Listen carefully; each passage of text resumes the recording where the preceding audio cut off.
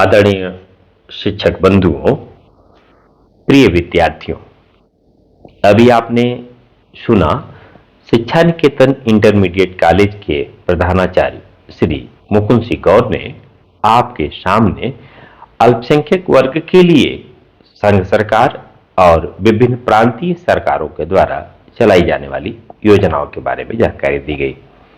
हम यहाँ पर आपसे बात करते हैं, चाहे वह छात्रवृत्ति का सवाल हो या बच्चों के पढ़ने की बात हो या अन्य किसी प्रकार की सुविधाएं हो, उसको प्राप्त करने से पहले यह आवश्यक है कि संघ सरकार या विभिन्न प्रांतीय सरकारों के द्वारा कौन कौन सी योजनाएं संचालित की जा रही हैं। इसके लिए हमें सहज रूप में सतर्क होना पड़ेगा।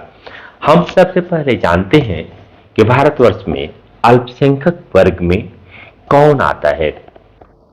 हम यह अवगत करा दें कि जिसकी संख्या है कम, जिसकी संख्या है अल्प, वह अल्पसंख्यक वर्ग में आता है। जैसे भारतवर्ष में मुस्लिम, सिख, ईसाई ये सभी अल्पसंख्यक वर्ग में आते हैं, जबकि हिंदू बहुसंख्यक वर्ग में है। यह विचारणीय बिंदु यह है, चाहे उत्तर प्रदेश हो या उत्तर प्रदेश का सोनभद्र जनपद हो या सोनभद्र जनपद का यहोबरा नगर हो, यहाँ पर अल्पसंख्यक वर्ग में मुस्लिम, सिख, ईसाई, पारसी ये सभी आते हैं, जबकि हिंदू बहुसंख्यक वर्ग में है।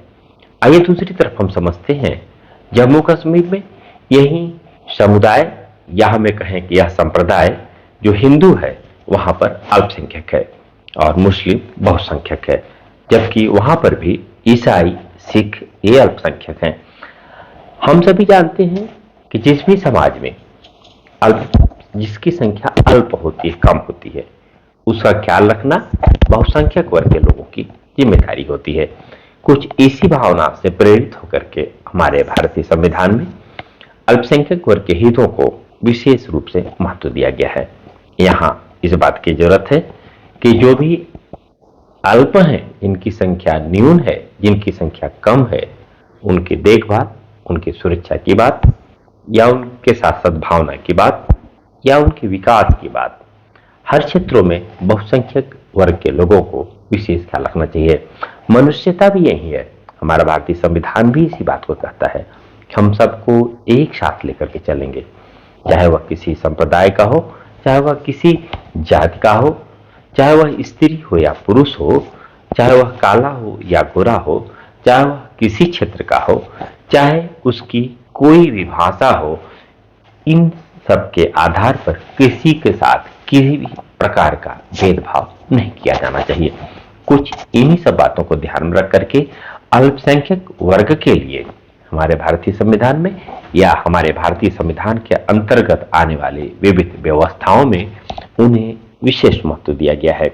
इसकी जानकारी अल्पसंख्यक वर्ग के लोगों को विशेष रूप में होनी चाहिए और साथ में बहुसंख्यक वर्ग के लोगों की यह जिम्मेदारी बनती है कि अल्पसंख्यक वर्ग के लिए की जाने वाली व्यवस्थाओं को उनके तक पहुंचाने में मददगार साबित हो, तभी जाकर के हमारा यह पूरा भारत विकासशील से आगे बढ़ करके विकसित राष्ट्र की तरफ बढ़ सकेगा।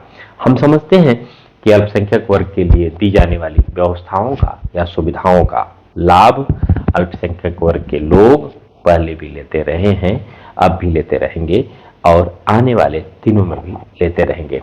बस बहुसंख्यक वर्ग के लोगों को इस बात का ध्यान रखना होगा कि अल्पसंख्यक वर्ग के हितों को प्रभावित करने वाले ऐसे किसी प्रकार के कोई कार्य न किए जाएं जिससे उनका अहित हो, बल्कि हम एक साथ रहें, एक साथ चलें और अल्पसंख्यक वर्ग के विकास के लिए हम सतत प्रयत्नशील रहें। यही हमारी महती भूमिका होगी। जय हिंद।